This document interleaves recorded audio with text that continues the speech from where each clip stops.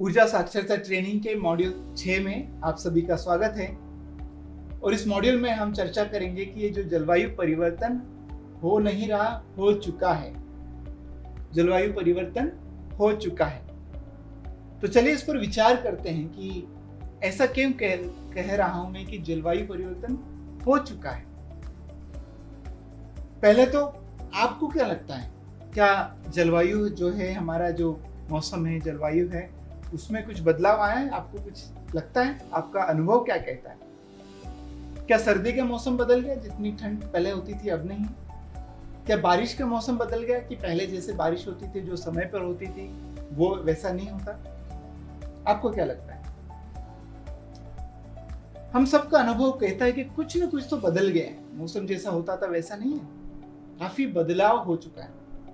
पहले तो ऐसे बड़े बुजुर्गों का अनुभव होता था, परंतु जिस गति से मौसम बदल रहा है, युवा लोग भी कहते हैं कि हाँ, हमने जीवन में देखा है कि जलवायु में परिवर्तन हो चुका है। क्यों हो चुका है? ऐसा क्या कारण है? तो हमने देखा पिछले मॉड्यूल में कि हमारे कारण कितना कार्बन डाइऑक्साइड का उत्सर्जन होता है। हम जो जीवाश्म ईंधन का उपयोग करते हैं, कोयले का उपयोग करते हैं, गैस का उपयोग करते हैं, पेट्रोल का उपयोग करते हैं, उसके कारण कितना सारा कार्बन का उत्सर्जन होता है, कार्बन डाइऑक्साइड का उत्सर्जन होता है। और ये ग्राफ बताता है ये जो कितना ज्यादा हो चुका है, जो जलवायु में, जो वातावरण में जो कार्बन डाइऑक्साइड है, कितना ज्यादा जा चुका है। लाखों करोड़ों सालों तक जो वातावरण में कार्बन डाइऑक्साइड होता था, उसकी मात्रा लगभग फिक्स होती थी, थोड़ा बहुत ऊपर नीचे चलता रहता था। लाखों करोड़ों साल तक फिक्स होती थी।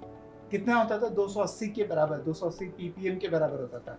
परंतु ये जो ग्राफ दिखाता है कि मात्र पिछले 50-60 सालों में, और जब से हमने 1850 से, जब से कोयला, पेट्रोल, डीजल का उपयोग चालू किया है, उसके बाद से अभी पिछले 50 सालों में देखिए कैसे एकदम कार्बन डाइऑक्साइड का जो मात्रा है वातावरण में, वो कितनी तेजी से बदलती जा रही है, बढ़ती जा रही है, ऐसे बढ़ती जा रही है। जो उसका स्तर 280 ppm के आसपास हुआ करता था, वो अब बढ़ के 415 ppm के आसपास हो चुका। मतलब वातावरण में लगभग 45 से 47% एक्स्ट्रा कार्बन डाइऑक्साइड मौजूद है। तो कोई कहेगा अच्छा, उससे क्या फर्क पड़ता है? क्या होता है कार्बन डाइऑक्साइड एक्स्ट्रा है तो क्या फर्क पड़ता है? फर्क बहुत पड़ता है। क्यों? क्योंकि सबसे पहले जिस गति से हम कार्बन डाइऑक्साइड का उत्सर्जन करते हैं, आपको जान के आश्चर्य होगा कि 1 सेकंड मात्र में पूरी धरती से लगभग 13.3 लाख किलोग्राम कार्बन डाइऑक्साइड का उत्सर्जन होता है। कितना? 1 सेकंड में 13.3 लाख किलोग्राम कार्बन डाइऑक्साइड का उत्सर्जन होता है। तो उससे क्या होता है, क्या फर्क पड़ता है? तो जब कार्बन डाइऑक्साइड का उत्सर्जन होता है, तो आपने सुना होगा कार्बन डाइऑक्साइड एक तरह से ग्रीन हाउस गैस है, और ग्रीन हाउस इफेक्ट क्या होता है? तो गर्मी पैदा करने का काम करता है। तो जो वातावरण में जो एक्स्ट्रा कार्बन डाइऑक्साइड गई है, वो क्या काम कर रही है? गर्मी पैदा करने का काम कर रही है, पृथ्वी के तापमान को बढ़ा रही है। ये जो ग्राफ है आपके सामने, ये दिखा रहा है कि किस तरह से पृथ्वी का तापमान ही बढ़ रहा है। इतनी बड़ी पृथ्वी, कोई छोटी मोटी नहीं है ना, अपना ग्रह इतना बड़ा है, उसका भी तापमान बढ़ रहा है। और 2020 पिछले साल तक ये तापमान लगभग 1.1 डिग्री सेंटीग्रेड बढ़ चुका था। एवरेज किसकी तुलना में? 1850 की तुलना में बढ़ के 1.1 डिग्री सेंटीग्रेड ऊपर हो चुका है। और ऐसा अनुमान है कि करीब 2040 तक या उसके आसपास ये 1.5 डिग्री सेंटीग्रेड भी जा सकता है। तो ये अधिकतर समय लंबा, उससे पहले भी हो सकता है। वैज्ञानिकों को कहना है कि जो तापमान है 1.5 डिग्री बहुत पहले भी छू जा सकता है, यदि हमने ठीक से प्रयास नहीं किए उसको ठीक करने के लिए। तो देखो गतिविधि कैसे होती है। हमारे कोयला, पेट्रोल, डीजल के उपयोग के कारण कार्बन डाइऑक्साइड का उत्सर्जन होता है, उसके कारण ग्लोबल वार्मिंग होती है, टेम्परेचर बढ़ता है, उसके कारण जलवायु परिवर्तन होता है। तो जलवायु परिवर्तन तो हो चुका, हमने देखा, हमारा वह अनुभव है। ऐसी कई सारी घटनाएं विश्व में हो रही है जिससे ये स्पष्ट हो जाता है कि जलवायु परिवर्तन हो चुका है। क्या क्या हो रही घटनाएं विश्व में? तो ज्यादा से ज्यादा ग्लेशियर पिघल रहे हैं, ज्यादा से ज्यादा तूफान आ रहे हैं, जंगलों में आग लगने की संख्या बढ़ गई है, गर्मी की जो कारण वेव्स होती है, हीट वेव्स बढ़ गई है, बाढ़ आने की आवृत्ति बढ़ गई है, समुद्र का जल स्तर बढ़ रहा है। ये सारा हमारे जीवन में प्रत्यक्ष रूप से हो रहा है और हम सब लोग उसका अनुभव कर सकते हैं। कितनी बड़ी विडंबना है आज के आधुनिक समाज की कि हम जिसको प्रगति कहते हैं, जिसके कारण हम ये इतना कमाई करते हैं, इतना जीडीपी ग्रो करते हैं, उसी के कारण हमारी जलवायु में परिवर्तन हो गया। उसी के कारण नदियां खराब है, हवा खराब है, प्रदूषित है, जंगल कट गए। बड़ा ही गंभीर विषय है और सोचने का विषय है। तो चलिए एक उदाहरण लेते हैं कि कैसे जलवायु परिवर्तन हो चुका है ऑलरेडी। तो एक एग्जांपल मैंने आपको दिखा है, यहाँ पे दो दृश्य हैं। एक ओक्सोकुल ग्लेशियर है जो जलवायु में जो तापमान बढ़ने के कारण, ग्लोबल वार्मिंग के कारण गायब ही हो गया, खत्म हो गया। यहाँ बल्कि वहां एक तख्ती लगी हुई है जो शोक मनाती है, जो उसकी पुण्यतिथि मनाती है। क्या आप कल्पना कर सकते हो? और आपने सुना ही होगा कई सारे ग्लेशियर मेल्ट हो रहे हैं, कुछ कुछ गायब भी हो रहे हैं। कुछ समय पहले की बात है जब अमेरिका के लुजियाना में ईडा नाम का एक बहुत बड़ा चक्रवाती तूफान आया था। इतना बड़ा था कि कुछ ही घंटे में उसकी जो कैटेगरी थी वो 2 से बढ़ के 4 हो गई। और आपको ये वीडियो दिखाता हूँ कितने भयानक हवा चली, 230 किलोमीटर प्रति घंटे की, और क्या क्या नुकसान किया। क्यों हुआ? क्योंकि वहां पर समुद्र का सतह का तापमान बढ़ गया था। उसके कारण ये जो तूफान है इसकी तीव्रता बढ़ गई। और क्या होने लगा, कई सारे जंगलों में आग लगने की आवृत्ति बढ़ गई है।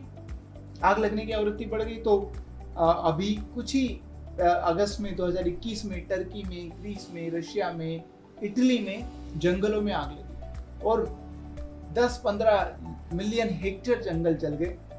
और सिसिली के, मतलब इटली जो कि यूरोप के ठंडे प्रदेश का हिस्सा है, वहाँ के एक शहर का तापमान 48.8 डिग्री सेंटीग्रेड ऑब्जर्व किया गया।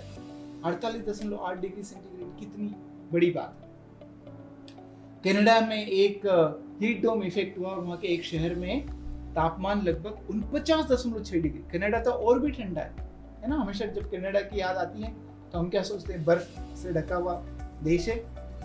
वहाँ का तापमान 49.6 डिग्री सेंटीग्रेड पहुंच गया और कई सारे लोगों की उसमें मृत्यु भी हो गई। भारत के मध्य प्रदेश में 3 अगस्त 2021 को इतनी बारिश हुई कम समय में, लगभग 1225 गांव बाढ़ से प्रभावित हुए। 1225 गांव। ये सिर्फ एक जगह नहीं हो रहा। जर्मनी में बहुत भीषण बाढ़ आई 15 जुलाई 2021 को, और उस बाढ़ के कारण ये जो चित्र आप देख रहे हैं, दृश्य देख रहे हैं, ये किसी युद्ध का दृश्य नहीं है, परंतु ये बाढ़ का दृश्य है। इस तरह की घटनाएं हुई। और कहाँ हो रहा है? चीन के कुछ प्रोविंस में ऐसा हुआ। अभी 21 जुलाई इतनी ज्यादा बाढ़ हुई, एक साथ बारिश हुई कि कम से कम 2 लाख लोगों को विस्थापित करना पड़ा। कहने के मतलब है कि पूरे धरती पर जो जलवायु है वो गड़बड़ हो गया, इम्बैलेंस हो गया है। क्यों? क्योंकि हम इतना कार्बन डाइऑक्साइड का उत्सर्जन करते हैं, ग्लोबल वार्मिंग हो चुकी है। और क्या हो रहा है? जो अथाह समुद्र होता है, समुद्र कितना बड़ा होता है सोचिए, समुद्र का ही लेवल बढ़ रहा है। और देखिए पिछले 1880 से अभी तक का कितना समुद्र का लेवल बढ़ गया है। और आज की तारीख में जो दर है समुद्र के लेवल के बढ़ने की, वो 3.3 मिलीमीटर। कहने को छोटा है, 3.3 मिलीमीटर प्रति वर्ष, परंतु पूरे समुद्र का लेवल बढ़ना कितनी बड़ी बात है। और खास करके उन लोगों के लिए कितनी बड़ी बात है जो समुद्र के किनारे रहते हैं। खास करके ऐसे प्रदेश, ऐसी भूमि है जहां पर समुद्र भूमि का जो लेवल है समुद्र के लेवल से लगभग पास में, वहां पर क्या हो रहा है? समुद्र का पानी अंदर घुस रहा है। कई सारे देशों में जो बहुत लो है, समुद्र का पानी अंदर घुस रहा है, लोगों को विस्थापित होने पे मजबूर होना पड़ रहा है। ये जो फोटो मैं आपको दिखा रहा हूँ, ये इंडोनेशिया की जो राजधानी जकार्ता का फोटो है। देख सकते हैं कि थोड़ा और समुद्र का लेवल बढ़ा तो कई सारे क्षेत्र डूब में आ जाएंगे। भारत के कई सारे जो शहर हैं उसमें आने वाले 20, 30, 40 सालों में कई सारा हिस्सा पानी के अंदर चला जाएगा। कितनी भीषण स्थिति है। जंगलों में आग लगना मैं तो बता ही दिया है। तो कुल मिलाकर जो जलवायु परिवर्तन के कारण जो आपदाएं हैं उनकी तीव्रता बढ़ गई है और उनकी आवृत्ति भी बढ़ गई है। ज्यादा से ज्यादा हो रहा है और ज्यादा बार हो रहा है। दोनों चीजें हो रही है और हमारी आंखों के सामने होती है। तो कुछ उदाहरण मैं आपको देता हूं। जैसे तूफान की घटनाएं 1980 में 174 हुआ करती थी, 2020 होते होते ही अब ये बढ़ के 400 हो गई है। बाढ़ आने की घटनाएं 1980 में जो बड़ी लेवल की जो बाढ़ की घटनाएं होती थी 88 होती थी, 2020 आते आते 450 हो गई है। आग जंगलों में आग लगने की घटनाएं 1980 में 29 हुआ करती थी, अब बढ़ के 1000 से ज्यादा हो गई है। कुल मिला के हम देखेंगे कि किस तरह से ये जो आपदाएं हैं धरती पर हो रही उसकी ज्यादा से ज्यादा संख्या और आवृत्ति दोनों ही बढ़ती जा रही है। तो यदि ऐसा ही होता रहा तो क्या होगा? यदि पृथ्वी का तापमान दिन प्रतिदिन बढ़ता ही रहा तो क्या होगा? और बढ़ ही रहा है, क्योंकि कार्बन डाइऑक्साइड का उत्सर्जन तो बढ़ता ही जा रहा है। क्या होगा? जलवायु के जो वैज्ञानिक है, क्लाइमेट के जो वैज्ञानिक है, उनका कहना है कि हमें जो ये ग्लोबल वार्मिंग है उसको लगभग 1.5 डिग्री सेंटीग्रेड पे रोकना चाहिए, ज्यादा से ज्यादा 2 डिग्री सेंटीग्रेड। और ऐसा क्यों करना चाहिए? यदि हमने ऐसा नहीं किया तो क्या होगा? जो परिवर्तन है जलवायु में इसको हम रिवर्स नहीं कर सकते, ठीक नहीं कर सकते। तो एक बार ये हो गया तो हो गया। तो 1.5 डिग्री से 2 डिग्री सेंटीग्रेड का जो तापमान की रेंज है ये एक लक्ष्मण रेखा जैसा है। एक बार इसको क्रॉस कर ली तो जो जलवायु में परिवर्तन हो चुका है, हो जाएगा, वो वैसा ही रहेगा। आज की तारीख में मनुष्य के पास ये संभावना है कि यदि हम ग्लोबल वार्मिंग को 1.5 डिग्री सेंटीग्रेड तक सीमित रखें, उससे कम रखें, तो हम इस जलवायु परिवर्तन को फिर से सुधार सकते हैं। आज की तारीख में संभावना है। ये जो लक्ष्मण रेखा है 1.5 से 2 डिग्री सेंटीग्रेड की, इसके बाद तो संभावना नहीं रहेगी, जलवायु परिवर्तन हमेशा के लिए हो जाएगा। ऐसा कई सारे रिपोर्ट में कहा गया है, और खास करके जो आईपीसीसी विश्व की सबसे बड़ी जो बॉडी है, संस्था है, inter governmental panel on climate change, विश्व के सारे देशों को मिला के एक संस्था बनाई जिसका नाम है आईपीसीसी। ये क्या करती है? ये विश्व में जो रिसर्च हो रहा है, खोज हो रही, उसके आंकड़ों के आधार पे अपनी एनालिसिस करती है और प्रस्तुत करती है। तो देखो, एक global warming of 1.5 degree centigrade की रिपोर्ट आई थी 2018 में आई थी। अभी 2021 में क्लाइमेट चेंज 2021 के नाम की रिपोर्ट आई है, और ये रिपोर्ट यही दर्शाती है कि किस तरह से हमारे पास बहुत कम समय बचा है ये एक्शन लेने का, ताकि हम ग्लोबल वार्मिंग को 1.5 डिग्री तक ही सीमित रखें। कितना समय बचा है? एक बड़ा प्रश्न है। कितना समय बचा है? 5 साल, 10 साल, 50 साल, 100 साल, 200 साल?